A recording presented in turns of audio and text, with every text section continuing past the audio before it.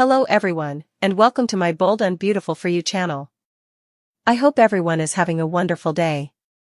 Before we begin, please hit the subscribe button and give this video a thumbs up.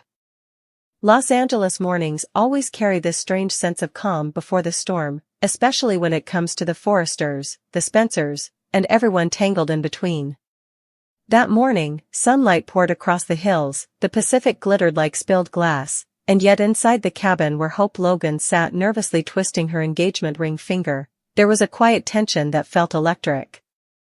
Hope had spent all night thinking about Liam, the love they'd fought for, the heartbreaks, the betrayals, and the countless times life tried to break them apart. And still, somehow, here they were again. When Liam Spencer showed up at her door that morning, there was something different in his eyes. Something raw, open, and ready. He didn't waste time with small talk. He didn't even wait to sit down.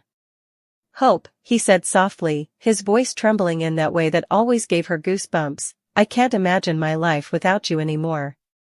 We've been through hell and back, and I've made mistakes, God, I've made so many mistakes, but if there's one thing I know for sure, it's that I want to spend the rest of my life proving to you that you're the love of mine." Hope's breath caught.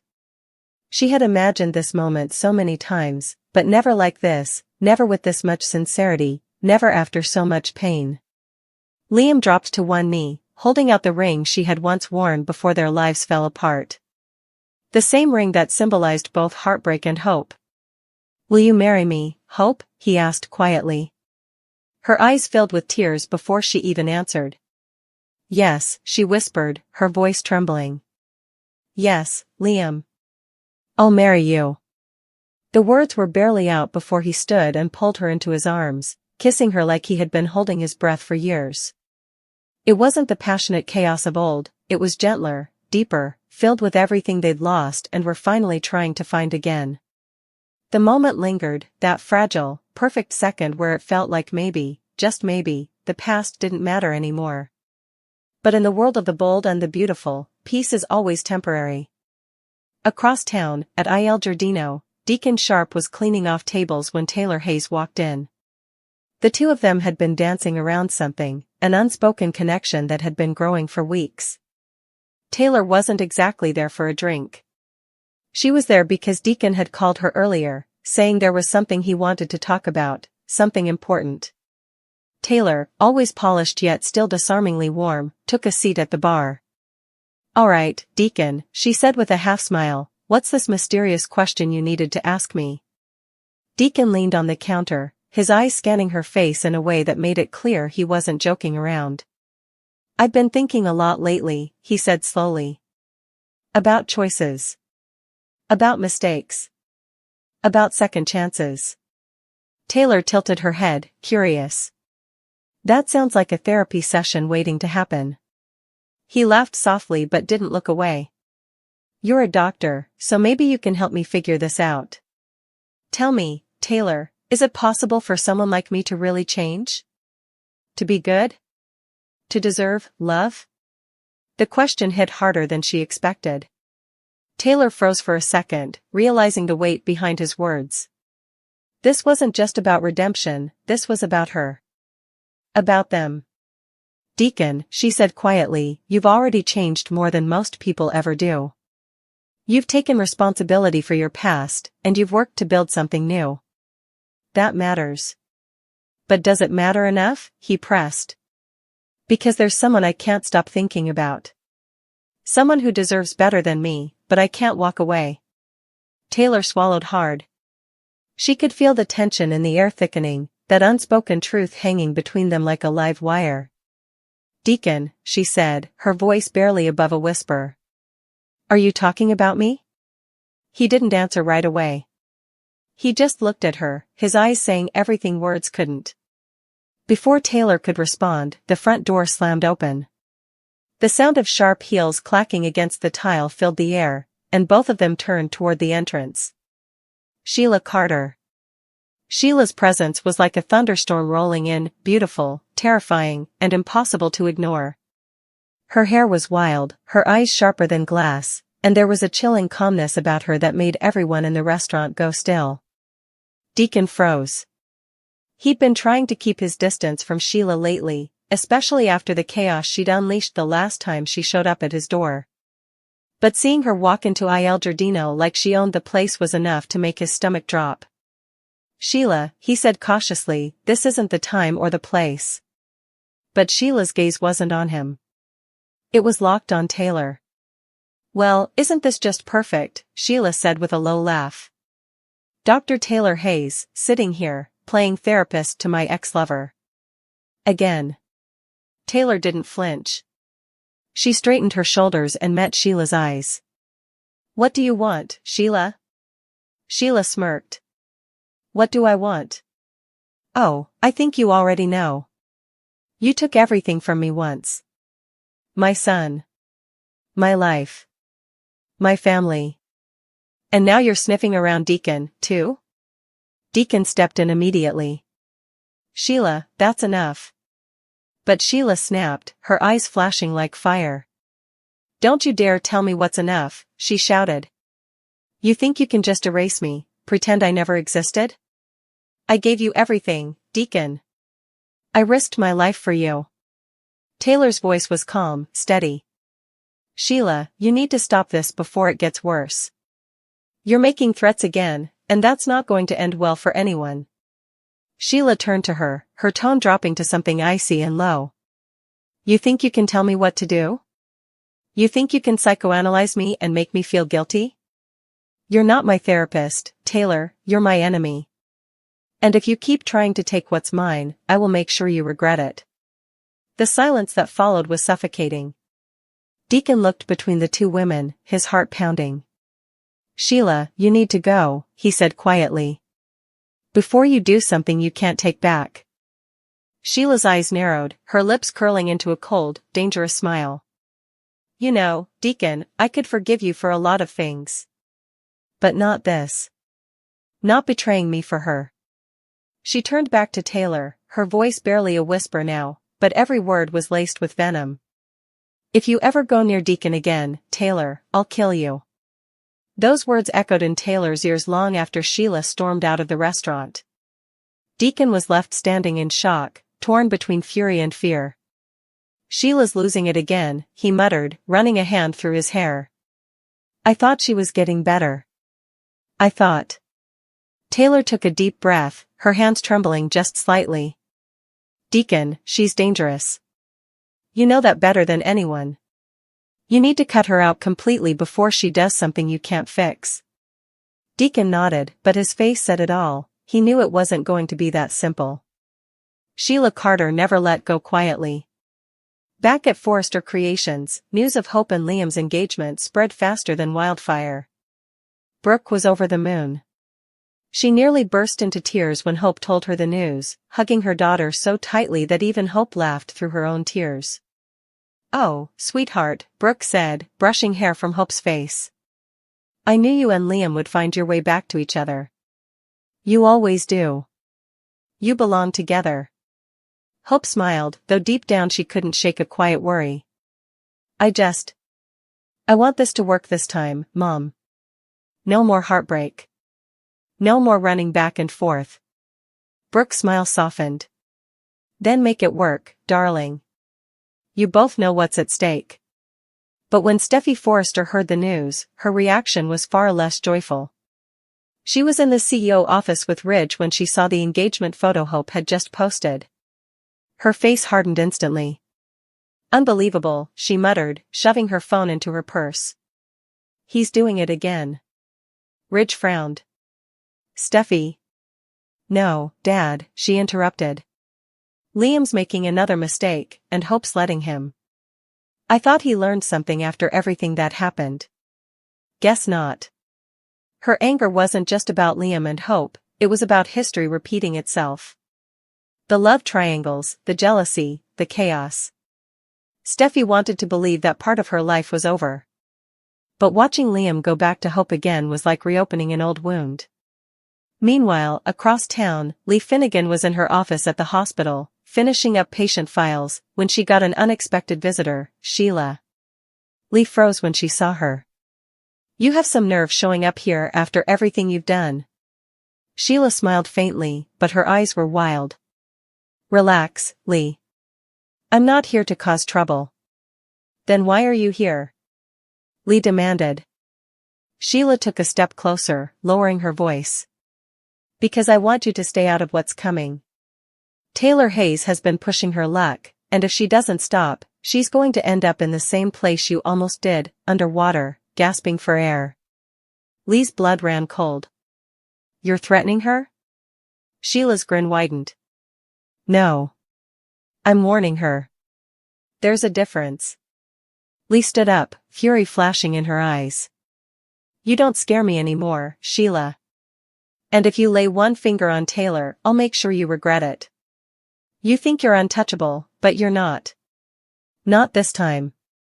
Sheila's expression turned cold, and for a moment, they stood inches apart, locked in silent war.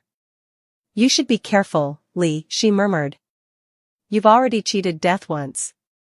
Don't push your luck. Then she turned and walked out, calm, confident, dangerous. By evening, the emotional storms that had started that morning had reached everyone. Hope and Liam were celebrating their engagement quietly at the cabin, laughing, cooking dinner, pretending for a few hours that nothing else mattered. Brooke was on the phone with Ridge, gushing about the engagement while Ridge tried to calm a fuming Steffi. Deacon was pacing in his apartment, wondering how to protect Taylor from Sheila's wrath while knowing Sheila might already be plotting something. And Lee, alone in her office, made a quiet call to a friend in the police department, whispering that she believed Sheila Carter was about to strike again. As the night settled over Los Angeles, every character found themselves staring into the shadows of their own choices. Hope and Liam held each other close, promising that this time would be different, that love would conquer everything. Taylor sat by her window, thinking about Deacon's question, and about Sheila's threat. For the first time in years, she wasn't sure if she could handle another war. Deacon poured himself a drink and whispered to the empty room, "What the hell have I done?" And Sheila, standing on a dark cliff overlooking the ocean, whispered to the wind with a chilling calm. "No one takes what's mine. Not Taylor. Not Lee. Not anyone." Her eyes gleamed in the moonlight as she smiled, whispering one last promise to herself. "By the time I'm done, they'll all regret crossing me." The camera would fade out there, the soft echo of waves crashing against the rocks mixing with Sheila's quiet, unhinged laughter, the kind of sound that reminds you that in the bold and the beautiful, peace never lasts for long. The sun hadn't even risen the next morning before Brooke was already on the phone, voice trembling with that motherly urgency that made everyone stop and listen. She'd called Taylor first, not out of paranoia but because mothers have a radar for danger, and Brooke's gut told her this was bigger than jealousy or another Sheila meltdown. It felt planned, cold and methodical in a way Brooke hadn't seen in Sheila before. "Taylor, sweetheart. You heard her, you know how she is," Brooke urged. Keeping her voice low though her heart raced, "Please don't go near Deacon today. Let him come to you if he needs help, don't seek her out or provoke her, and call the police if she so much as breathes the wrong way." And Taylor, who was still shaking from the restaurant, wrapped her hands around a mug of coffee she hadn't realized she'd made, letting Brooke's words sink into the parts of her that had once been unshakable, because what Brooke said carried weight and history, and Taylor had learned to listen. Meanwhile Deacon, cursing himself for dragging Taylor into this mess and for the way his feelings for her had blindsided him, decided he wasn't going to sit back and be the reason someone got hurt. He went to Hope's cabin first, because even in the middle of his chaos his first instinct was to protect those he cared about, and Hope opened the door in a silk robe, hair mussed from sleep, eyes clouded with the kind of happiness that made Deacon's chest ache for reasons he didn't want to name, so he blurted out the warning like a prayer. "Hope, Sheila's dangerous. She threatened Taylor. She said she'd kill her. She's unstable, and she might try to ruin your engagement out of spite." And Hope's face, which had only moments ago been soft with the afterglow of Liam's proposal, hardened in an instant because the world of love and romance in which she'd been floating all night collided with the cold reality of Sheila Carter, a woman who never knew when to stop and whose love had always been a weapon. Liam, who had been in the kitchen tying up the loose ends of a quiet celebration, walked in at that moment. To find Deacon there, pale and sweating, and when Deacon explained, Liam's jaw clenched until the knuckles were white, protective instincts flaring into something primal, something that remembered every terrible thing Sheila had done, every threat she'd issued, every chaos she'd sown into their lives. "Sheila's not going to ruin this," Liam insisted, though the lie was thin. "I promise you, Hope, nobody's going to take this from us." But Hope, who had loved and lost and learned to fear hope itself, didn't want promises. She wanted plans and safety nets, and so instead of accepting Liam's bravado, she asked for action. "Call the police. File a report. Tell Brooke. Tell Ridge. Don't let her corner us. Don't let her make this about revenge." And Deacon, seeing the bravery in Hope's eyes that had once drawn him to her in a different life, felt his chest tighten with guilt for what he'd started and resolve for what he had to finish. While all of that hum was unfolding, Sheila sat alone in a motel room miles from the crashing ocean, a map with names and faces spread across the bed like a macabre board game, her fingers tracing Lee's hospital, Taylor's favorite coffee shop, even little Hope's cabin on the edge of town, places that were vulnerable because they were loved, and she smiled because in her mind revenge was not a crime but an art, and every move had to be done with precision. She'd been patient, she'd been shunned, she'd been humiliated, and now she would be vindicated, not with loud fights or public scenes but with quiet terror that made people look over their shoulders and whisper about safety. Lee, who had reported Sheila's earlier threats to a detective who'd shrugged at the paperwork and said the legal system had its limits, took matters into her own hands by showing up at Taylor's office unannounced, breathless, and determined, and together they made plans that were barely legal and entirely necessary: change locks, a temporary restraining order, extra police patrols near the places Sheila had mentioned, and Lee, whose life had been threatened before and who'd stood in hospital corridors with a courage cold enough to steady others, pressed Taylor's hand and said, "You don't have to do this alone," because in a world where enemies crossed lines that laws couldn't contain, loyalty and human presence were sometimes the only shields left. At Forrester Creations, the news of the engagement, which had been met by hugs and champagne only the day before, now felt fragile, like crystal that could shatter with a single cruel drop, and Steffi, who had been forced into the role of the protector and the betrayer in different chapters of her life, turned into a strategist overnight, calling in favors, whispering into phones, pulling in legal counsel and security, not because she wanted to ruin Hope's moment but because she knew how quickly the storm could arrive and how merciless, stubborn, practical, that refused to let anyone use violence to rewrite someone else's happiness. Meanwhile, Poppy and Sheila's unlikely alliance, a tangle of manipulation and need, was unraveling as Poppy, whose own miscalculations had cost her more than once, watched Sheila become unmoored, too volatile even for their past schemes, and Poppy's conscience, frayed but present, whispered that maybe there was a line she wouldn't cross again, that hurting innocent people for revenge's sake wasn't what she signed up for, even if life at their edges had taught her to take risks. As the web tightened, Luna, whose life had been a study in survival and deception, received a cryptic message that made her palms sweat, a photograph of Hope laughing with Liam, the timestamp visible, and a single typed sentence beneath it: "Enjoy while you can." And Luna, who had been playing low and hiding behind a story she'd crafted for her own reasons, felt a cold dread that this was more than posturing. It was a promise, and promises from people like Sheila were rarely broken without blood. The police, finally nudged into action by multiple reports and the sudden involvement of Forrester Creations' security team, assigned 2 detectives to the case, a weary veteran who'd seen too many domestic storms end badly and a younger, idealistic officer who still believed paperwork could stop madness.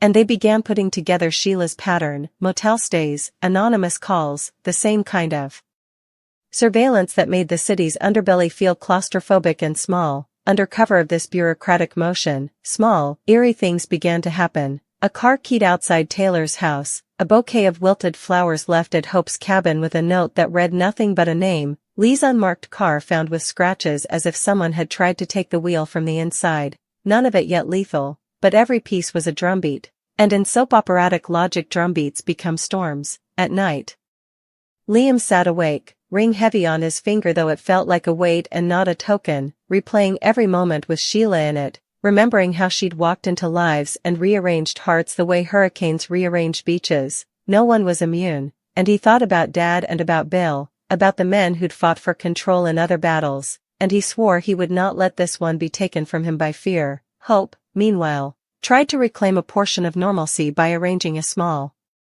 engagement lunch with only their closest friends, a plan that was both defiant and fragile. But as guests filtered in, umbrellas of tension followed, Brooke with a forced brightness, Ridge with an unsteady calm, Steffi carrying the armor of a woman who'd been betrayed too often but who would die trying to protect a family that still needed her, and Thomas hovering on the edge, eyes scanning for the drama that had made him famous. During the lunch, Lee noticed a man in the parking lot.